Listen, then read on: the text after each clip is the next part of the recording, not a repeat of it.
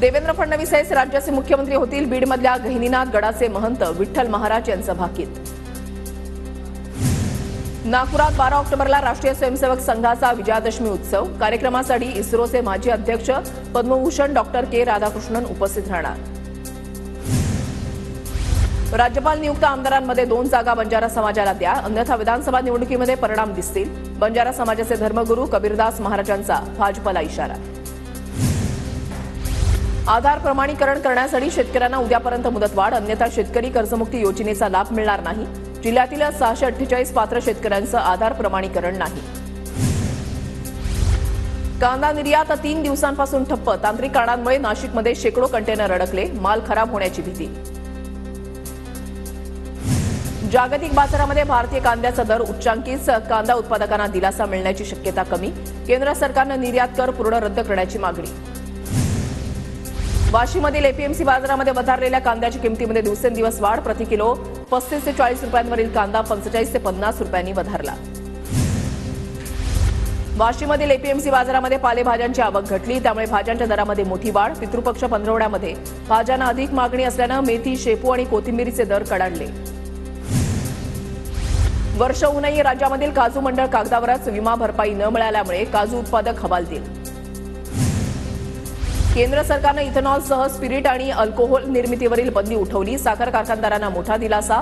1200 कोटी रुपयांचं उत्पन्न मिळणार.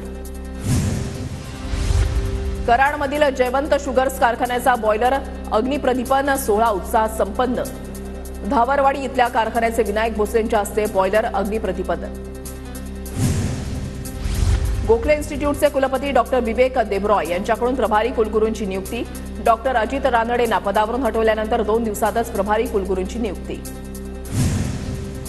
पुण्याला मिळालेल्या वंदे भारत एक्सप्रेसचं कराड स्टेशनवर जल्लोषात स्वागत. पश्चिम महाराष्ट्रामधील नागरिकांकडून समाधान व्यक्त.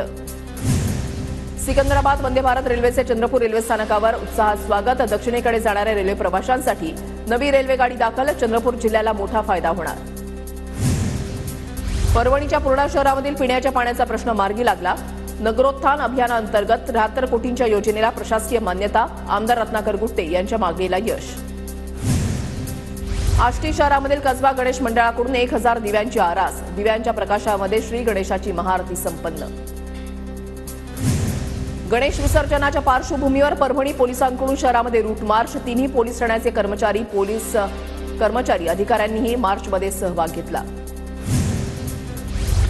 बाप्पाला निरोप देण्यासाठी नांदेड जिल्हा प्रशासन सज्ज. 2900 पोलीस अधिकारी कर्मचाऱ्यांचा बंदोबस्त तैनात.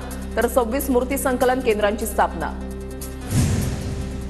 लाडक्या गणरायाला निरोप देण्यासाठी पुणे महानगरपालिका सज्ज. मुख्य मिरवणूक मार्गासह इतर ठिकाणी 206 सीसीटीव्हींची व्यवस्था. तर शहरातील 17 रस्ते बंद असून वाहतुकीमध्ये ठिकठिकाणी बदल. आवाजाची मर्यादा तपासण्यासाठी पुण्यामध्ये पोलिसांची 126 पथकं तैनात. आवाज वाढवणाऱ्या गणेश मंडळांच्या विरोधात थेट कारवाई करण्याचा इशारा.